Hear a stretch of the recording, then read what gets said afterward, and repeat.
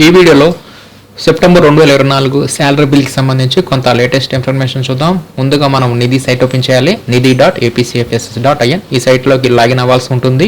ఈ సైట్లోకి లాగిన్ అయిపోయిన తర్వాత నెక్స్ట్ హెచ్ఆర్ అండ్ పేరోల్లోకి వెళ్లాల్సి ఉంటుంది. దీంట్లో ప్రీపేయబుల్ యాక్టివిటీస్ అని చెప్పేసి ఎప్పటికప్పుడు శాలరీ బిల్లు ప్రిపేర్ చేసే ముందు ఏమేమి యాక్టివిటీస్ని మనం ముందుగా చేయాల్సి ఉంటుందో ఆ లింక్స్ అన్నీ కూడా ఈ ప్రీపేయబుల్ యాక్టివిటీస్లో ఇక్కడ మనకి అవైలబుల్గా ఉంటాయి. దీంట్లో మనకి ఈ సెప్టెంబర్ నెల శాలరీ బిల్లులో సీఎం రిలీఫ్ ఫండ్కి సంబంధించి మనం డిడక్షన్స్ని కట్ చేయాల్సి ఉంటుంది కాబట్టి దానికి సంబంధించి ఆప్షన్ని ఎనేబుల్ చేయడం జరిగింది. దాని గురించి చూద్దాం. ముందుగా ఈ సీఎం రిలీఫ్ ఫండ్ ఆప్షన్ మీద క్లిక్ చేయగానే నెక్స్ట్ ఇక్కడ మనం డీడో కోడ్ని సెలెక్ట్ చేసుకుంటాము. నెక్స్ట్ హెడ్ ఆఫ్ అకౌంట్స్ వారీగా మనం ఈ సీఎం రిలీఫ్ ఫండ్ సంబంధించి ఆ డిడక్షన్ని మనం అప్డేట్ అనేది చేయాల్సి ఉంటుంది. నెక్స్ట్ గెట్ డేటా మీద క్లిక్ చేయాలి. ఇక్కడ సిఎఫ్ఎంఎస్ ఐడి ఎందుకు ఇచ్చారంటే స్పెషల్గా ఒక ఎంప్లాయీకి సంబంధించి డేటాను మాత్రమే మనం అప్డేట్ చేయాలనుకోండి, అప్పుడు సిఎఫ్ఎంఎస్ ఐడి ఇస్తాం.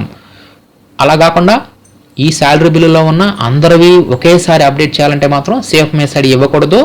మనం డీడో code head of account select చేసేసుకొని గెట్ డేటా మీద క్లిక్ చేయాలి. అప్పుడు ఆ హెడ్ ఆఫ్ అకౌంట్ కింద ఉన్న ఉద్యోగులందరూ ఇక్కడ మనకు కనిపిస్తారు.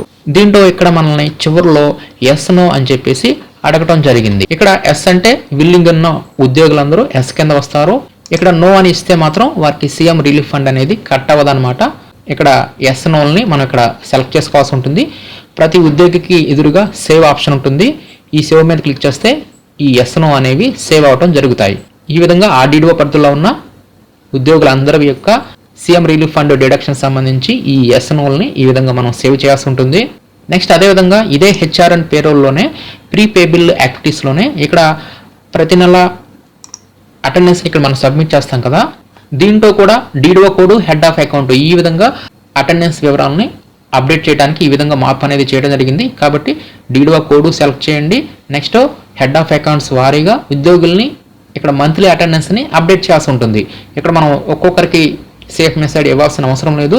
ఒకేసారి డీడో code head of account select చేసేసుకొని జనరేట్ అటెండెన్స్ మీద క్లిక్ చేస్తే ఉద్యోగులందరివి ఇక్కడ అటెండెన్స్ సంబంధించి ఇక్కడ వివరాలు వస్తాయి. ఉద్యోగులందరి పేర్లు కనిపిస్తాయి.